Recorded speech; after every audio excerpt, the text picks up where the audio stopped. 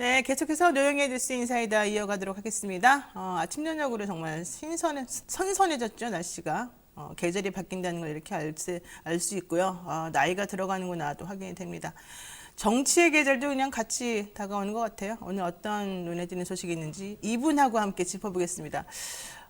김보협 전 한겨레 기자이신데요. 한번 인사드릴까요? 안녕하세요. 안녕하십니까? 네. 제가 이분 잘 몰라서 한번 찾아봤습니다. 1996년에 한겨레 신문에 입사했다. 1996년도부터 어쨌든 간에 사회생활 시작했다는 걸 보니까 저랑 좀 비슷한 연령대인 것 같아요. 그 다음에 전 한겨레 21 정치팀장, 한겨레 노조위원장 하셨어요. 그리고 한겨레 TV의 김어준의 뉴욕타임즈, 김어준의 팝하이스를 진행하셨고, 최근에 이철희 표창원 김보협의 시사게이트를 진행하셨습니다. 그러니까 정치, 시사 뭐 이쪽에서는 아주 그냥 영향력 센 분들하고만 얘기를 하시는 훌륭한 분이네요. 그런데도 모르셨잖아요. 네, 성격은 안 좋은 것 같습니다. 제가 보니까. 다른 분들 같으면, 네, 괜찮습니다. 이 정도 할 텐데. 이렇게 또 콕 집어서 저한테 얘기를 하신 거 보니까, 네, 좋습니다. 오늘 한번 재밌게 해보죠. 자, 정치권 취재하신 지 얼마나 되셨나요? 네. 제가 한 23년 기자 생활을 하면서 5번의 대선, 5번의 총선을 치렀고요. 그중에 대선은 한 3번 정도 가까이서 취재를 했었습니다. 2002년 노무현 대통령 당선될 당시에 민주당 경선부터 본선까지. 네. 그리고 2007년 이명박 대통령 당선 때, 2012년 문재인 대통령 패배 때, 네. 그때 3번 취재를 했습니다. 그렇군요. 말만 들어도 되게 화려한 이력인데 거기서 어떤 기여를 했는지는 제가 전혀 모르겠습니다. 자, 그런데 어쨌든 간에 지금 대선 계절이 또 이제 다가오지 않았습니까? 내년 3월이면은 사실 얼마 안 남았는데요. 예. 이번 선거는 예전하고 조금 뭐 다르다 이런 느낌이 좀 있을까요? 제가 한 3가지 정도 꼽아봤는데요. 네네. 일단 정치 신인의 대선 직행 이걸 꼽아봤습니다. 그렇죠. 왜냐하면 검찰총장, 감사원장을 하다가 바로 대선 후보로 직행을 했잖아요. 네. 역대 대통령 중에 정치인이 아닌 분이 누가 있을까 꼽아보면 박정희, 전두환, 네. 최규하 딱 3분밖에 없습니다. 뭔가 느낌이 옵니다. 예, 2분은 쿠데타였고 1분은 잠깐 맡았던 분이잖아요. 네네, 그렇죠. 나머지는 다 정치를 하셨고 정치 경험을 갖춘 뒤에 대통령을 한 겁니다. 대통령이 그렇게 쉬운 자리가 아닌데 그렇게 막 달라들 수 있을까? 그 용기가 참 부럽기도 하고요. 네. 또 하나 꼽으면 영선이라고 하지 않습니까? 국회의원 전혀 경험이 없는 2분이 지금 여야의 선두주자입니다. 그러네요. 이재명 경기도지사도 정치를 오래 하기는 했지만 국회의원을 경험은 직접 없죠. 한 경험은 네. 없고 윤석열 전 총장은 앞에서 말씀드린 대로 그렇고요. 네네. 또 하나 꼽자면 지금 이제 대선 6개월 남짓 남았잖아요. 네네. 이 정도 되면 보통 여야의 대진표가 어느 정도 짜지거나 조금 많이 앞서가서 이렇게 붙겠구나 이렇게 가늠을 할 수 있는데 네네. 지금은 여당, 야당 글쎄요 어느 분들은 뭐 확정적이다라고 하지만 제가 보기에는 여전히 출렁출렁하고 있습니다. 네, 그래서 오리무중이군요. 예, 대진표가 아직도 모르겠다. 그게 특징입니다. 그렇군요. 그러니까는 지금 5번의 대선을 치르는 뭐 본인만 치른 건 아니죠. 저도 같이 치렀겠죠. 네, 5번의 대선이 있었다. 네, 그렇죠. 5번의 대선이 있는 동안에 처음 보는 현상으로 정치 경험이 전무한 사람이 갑자기 뛰어드는 이런 상황. 뭐 어떻게 보면 좋다고 할 수 있겠죠. 이게 경직되지 않았다 이렇게 볼 수도 있는 거죠. 저는 좋지 않은 것 같습니다. 네, 정말 솔직하십니다. 자, 그다음에 또 하나는 영선의 경쟁 그리고 아직까지도 오리무중인 상황 이런 것들이 좀 특이하다 이렇게 말씀해 주셨는데 정말 그렇군요. 들어보니까. 자, 어쨌든 이번 대선은 좀 확실히 특이한 것 같은데 앞으로 이 특이한 대선에 대해서 한번 계속 얘기 나눌 기회가 있을 것 같고요. 오늘 이제 첫 번째로 얘기될 게 뭐 언론주재법 잠깐 얘기를 먼저 해보겠습니다. 예. 결과적으로는 막판까지 대치?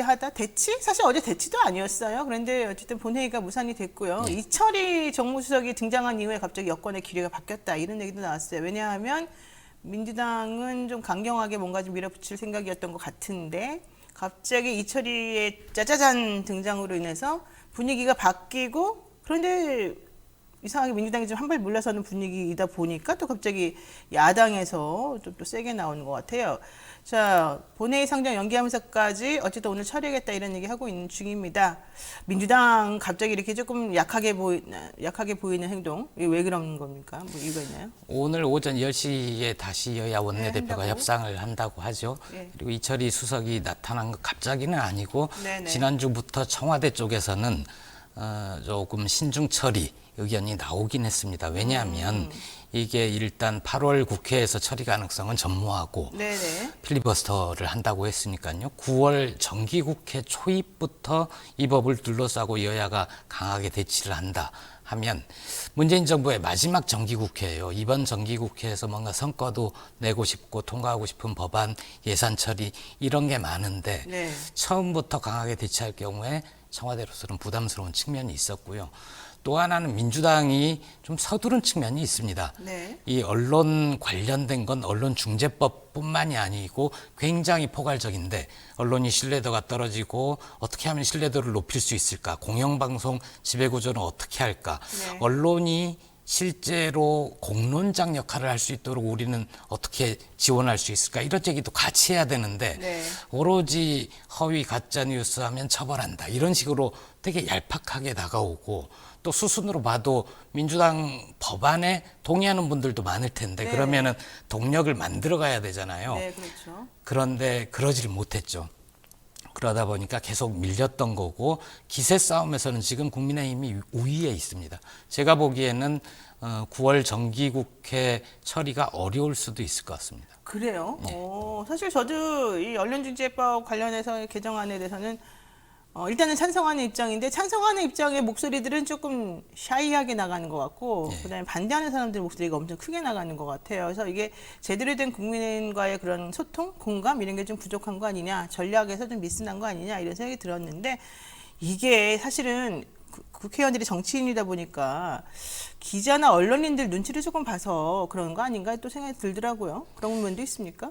왜냐면 언론인들이 지금 반대하니까. 예, 예. 거의 모든 언론사들이 반대를 하는데 그 반대 편차들이 좀 있습니다. 네. 대안 없이 무조건 반대, 니들이 하는 건 싫어. 그렇죠. 이런 게 그런 있고 다른 쪽에서는 왜 그렇게 무리를 하느냐. 네. 법 개정 취지에는 동의를 하지만 일부 악용될 소지가 있는 법에 대해서는 충분히 논의를 해야 되는 거 아니냐. 그리고 사회적 합의 기구를 통해서 여론의 공감대를 형성을 하자. 이렇게 신중 처리를 주장하는 쪽도 있거든요. 네. 그러니까 그 반대와 이 신중 처리를 동가로 치면 좀 곤란할 것 같습니다. 그럼에도 불구하고 그렇게 돈가루 치고 있는 것 같다. 좋습니다. 자, 여당 대선 경선 상황 한번 보죠. 이재명 후보, 민주당 이재명 후보가 과거에 변호사들로부터 무료 변론을 받았다. 근데 이게 김연아법 위반 아니냐. 이 얘기가 지금 인권위원장 후보자 청문회에서 지금 계속 문제가 되고 있습니다. 송두환 변호사 인권위원장 후보로 지금 내정이 돼서 청문회가 있었는데 이게 바로 또 이제 지금 말씀드린 이재명 지사 무료 변론하고 연결이 되면서 이재명 지사 청문회 아니냐 이런 얘기까지 나왔습니다. 이 사건에 대해서 좀 간단히 설명을 좀 해주실까요? 2018년이죠. 그 이재명 지사가 처음 경기도지사가 되던 때 네. TV 토론에서 친형 강제 입원 관련된 강제 입원, 네. 질의가 있었습니다. 당시 국민의당 김영환 의원이 그걸 공격을 했고 거기에 대해서 답변을 한 게 문제가 돼서 김영환 당시 후보가 선거법 위반이다. 네네. 허위 사실 사실 공표다 네. 해서 소송을 걸었고 1, 2심에서는 이재명 지사 유죄 판결이 났고 지난해 7월이죠. 그때 대법원에서 무죄 판결이 났습니다. 그랬죠. 송두환 인권위원장 후보자는 파기가 성됐죠. 예, 상고심에 수임료 받지 않고 변호인단에 참여를 했다는 겁니다. 이게 무료 변론이냐 아니냐. 네네. 그리고 김영란법 위반이냐 아니냐 이건 논란의 여지가 있습니다.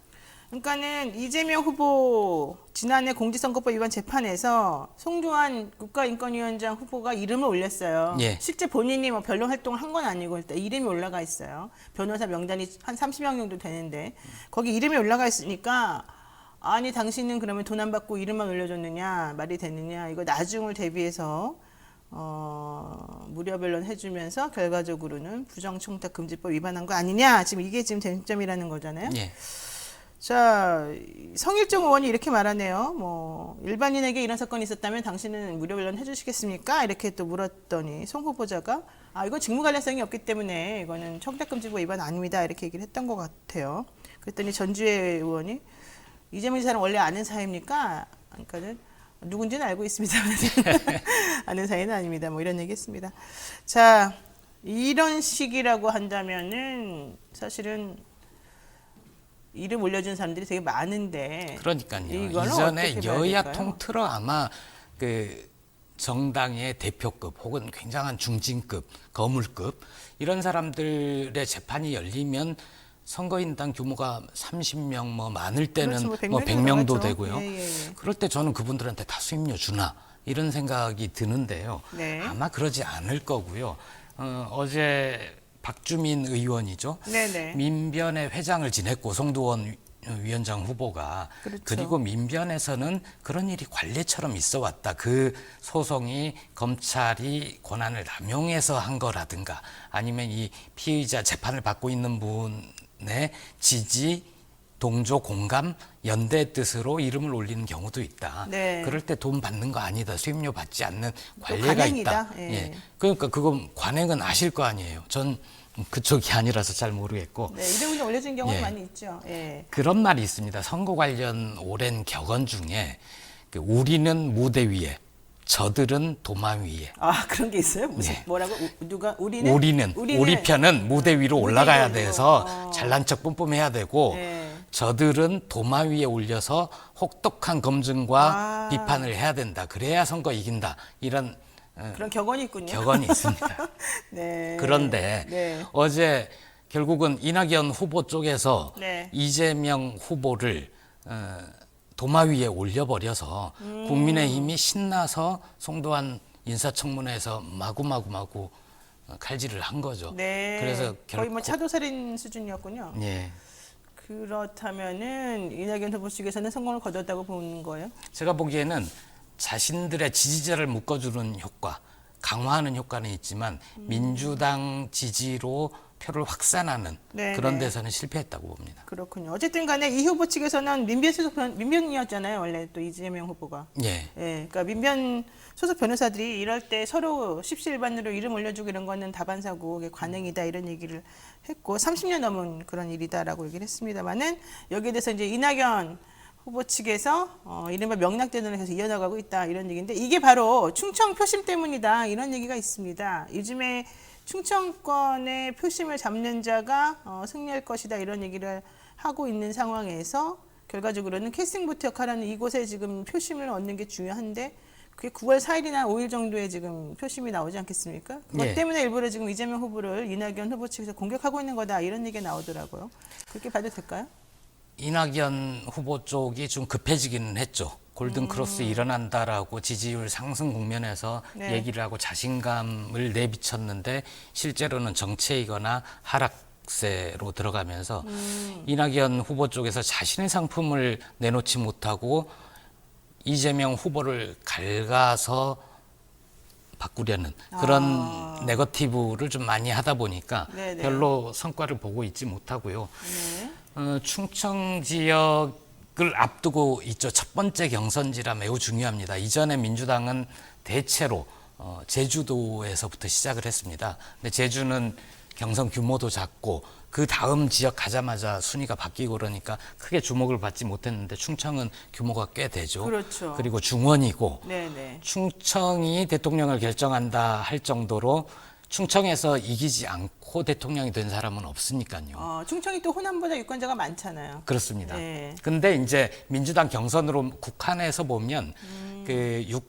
경선 참여는 아마 호남이 더 많을 겁니다. 네. 왜냐하면 적극적으로. 당원 권리당원도 많고 그리고 국민 경선에 참여하겠다고 의사를 밝힌 것도 민주당 지지세가 강한 곳이 호남이니까요. 그렇죠. 충청이 네. 민심의 바로미터다. 이 말은 좀 곱씹어 볼 대목은 있습니다. 왜 아니에요? 왜냐하면 바로미터가 아니에요? 예.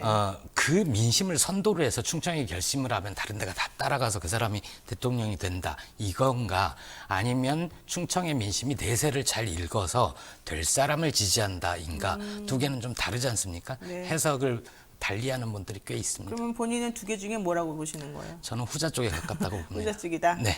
자, 어쨌든 굳히기냐 뒤집기냐 이러는데 사실 요즘에 나오는 얘기를 들어보게 되면 이재명 후보 측에서는 원래 50% 넘는 사람들이 나를 찍을 것이기 때문에 결선도 안 갈 거다. 이 충청권 가지고 얘기를 처음에 했다가 요즘 좀 뒤집어 보니까는 표심에서는 충청권 표심에서는 이재명 후보가 아니라 이낙연 후보 쪽으로 조금 더 상승세인 것 같다. 이런 얘기까지 솔솔 나와요. 그렇게 되면 사실은 상당히 좀 벌어져 있다라고 볼 수 있는데 이재명 후보가 조금 김치 국물을 먼저 드신 거 아닌가? 이번 주말 4일, 5일 이제 충청에서 투표한 당원 대의원 결과가 나올 텐데, 그렇죠. 뭐 당장 며칠 뒤에 나올 거에 대해서 예견을 얹었다가 하셔야죠, 그래도. 망신당하고 싶지는 하셔야죠. 않고요. 뭐 망신 당하거나 말거나. 조심스럽게 예견을 네. 해보면 네. 저는 그 유권자가 한 5만 명 정도 되면 네. 조직력보다는 여론조사 결과에 수렴되지 않겠는가. 그래서 충청에서 두 분 격차가 그닥 많이 나지는 않는다고 하더라도 순위는 별로 차이가 없을 것 같다.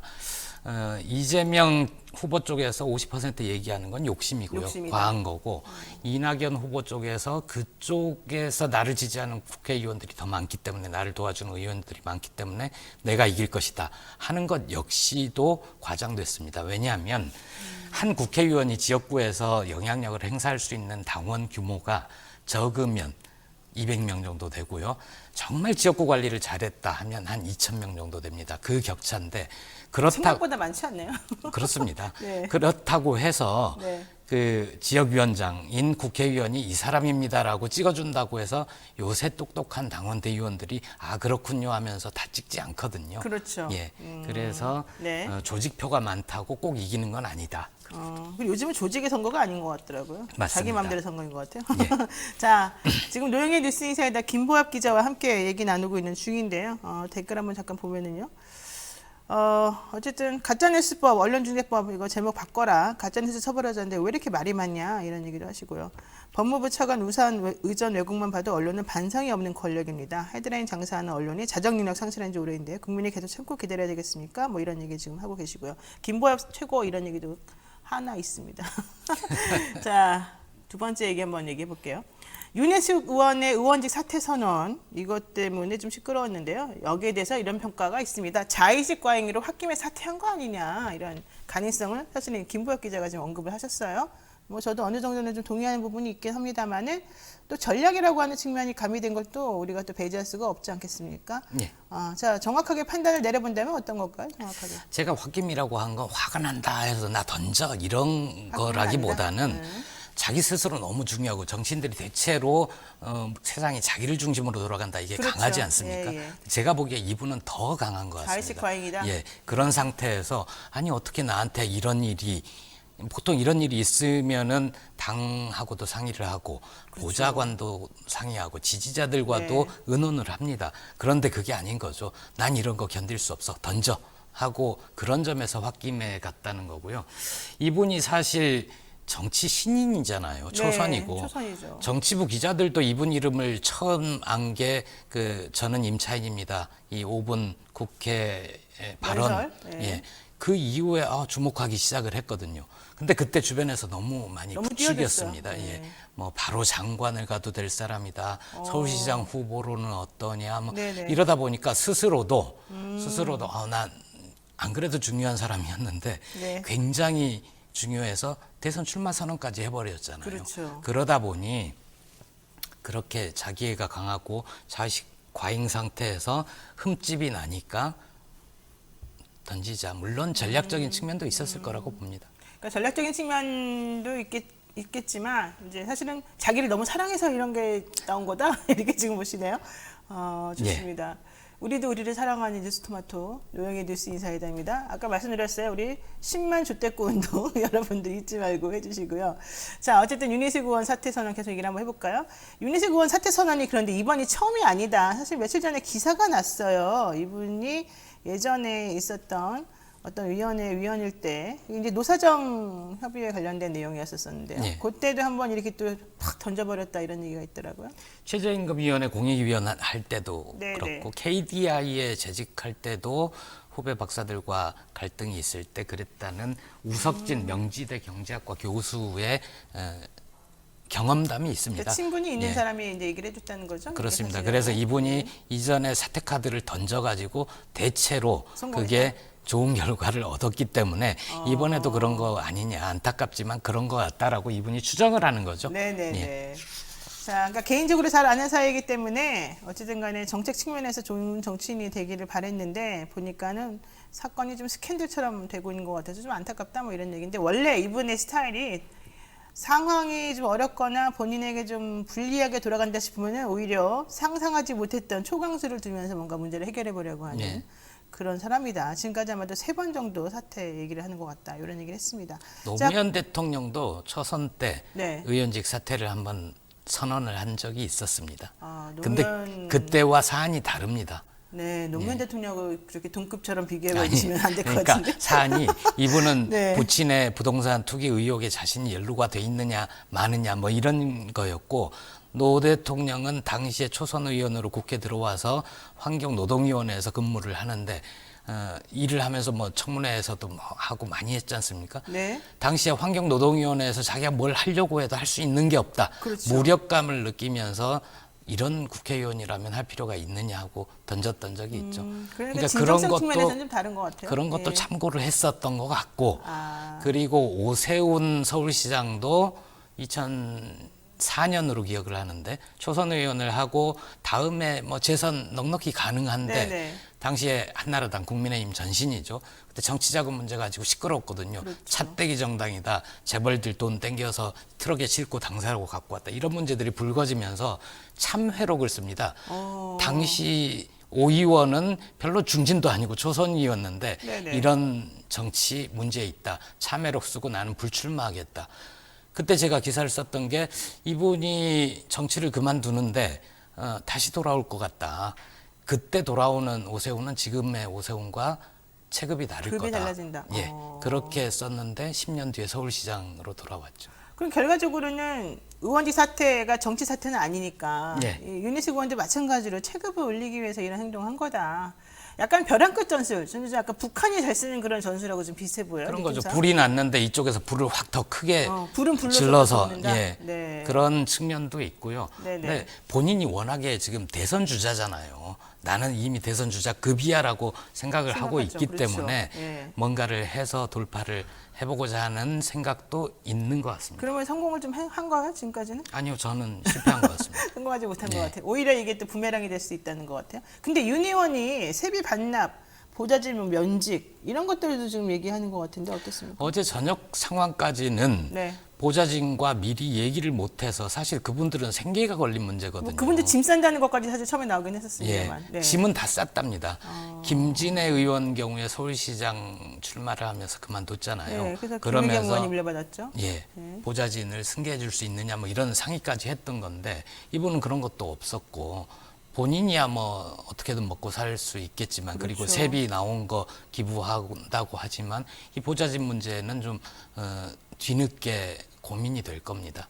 일단 던졌는데 네. 아 내가 이런 것까지 생각하지 못했구나. 네. 그런 정도의 마음은 있지 않을까요? 자, 그런데 어쨌든 민주당은 지금 사퇴를 안 시켜주겠다는 입장인 것 같아요. 근데 솔직히 저는 왜 안 시켜주는지 모르겠어요. 사퇴 시켜주고 그냥 정말 일반인 입장에서 본인이 그렇게 주장하는 내용들을 수사 제대로 받게 하면 좋지 않을까 싶은데 민주당은 왜 안 해준다는 거예요? 민주당은 그 불똥이 자신들에게 튈 거라고 걱정을 하는데 아. 자신들한테만 튀지 않거든요. 네. 국민의힘에도 있잖아요. 네네네. 그리고 이준석 국민의힘 대표가 나머지 6명은 윤희숙 의원을 포함해서 네. 나머지 6명은 면죄부를 줘버렸단 말이에요. 그래서 윤희숙 의원이 사퇴하는데 그럼 국민의힘 나머지는 이 먼저 물음표가 찍힐 거고 네. 그리고 아 민주당도 있었지 민주당 당신들 뭐 탈당시킨다며 당신들도 안 한 거야 이래서 문제가 커지겠지만 국민의힘도 연루가 돼 있고 네. 또 게다가 국민의힘 쪽에서는 지금 막 경선이 시작이 되면서 네.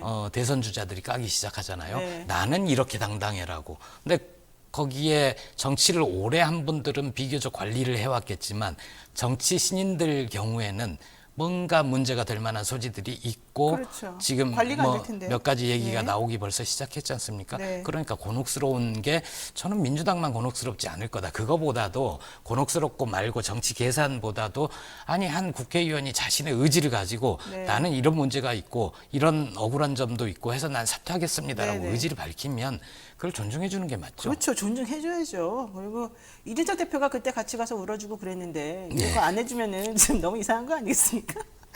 네, 좋습니다. 지금 시간이 너무 다 지나가 버려가지고 더 이상 말씀드릴 수 있는 상황이 아닌 것 같은데 또 우리가 또 조만간 우리 기자님 모시고 한번 얘기를 나눠야 될 것 같아요. 자, 지금 현재 민주당과 국민의힘 상황 간단하게 하나만 딱 짚어주시고 정리로 할까요? 오늘 인터뷰? 예. 뭐에 대해서 짚어야 될까요? 일단 하고 싶은 거 하시나요? 국회가 열려 있으니까 네.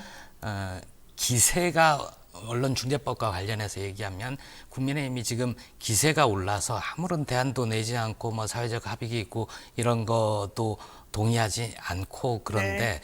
너무 그렇게 몰아붙이다가 역풍을 받을 수 있다. 그러니까 너무 잘난 척하면 안 될 것 같아요.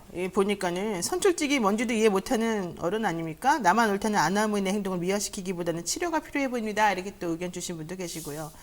아, 사퇴하려면 국회의장에게 그냥 사퇴해달라고 하면 되는 거지 이렇게 시끄럽게 합니까? 이런 의견 주시는 분도 있습니다. 아, 본인이 사퇴한다고 땡깡 부리는데 그냥 아예 그냥 사퇴시켜버리는 게 훨씬 좋지 않겠습니까? 이런 얘기도 하고 있습니다. 그리고 기자님 자주 보고 싶어요. 이런 얘기도 있고요. 네, 윤희숙, 윤석열, 윤씨 남매 아닙니까? 이런 얘기도 나오네요. 네, 오늘 여기까지 해야 될 것 같습니다. 지금 그 노영의 뉴스 인사이다. 우리 김보엽 정치 전문 기자와 함께했습니다. 오늘 말씀 고맙습니다. 고맙습니다.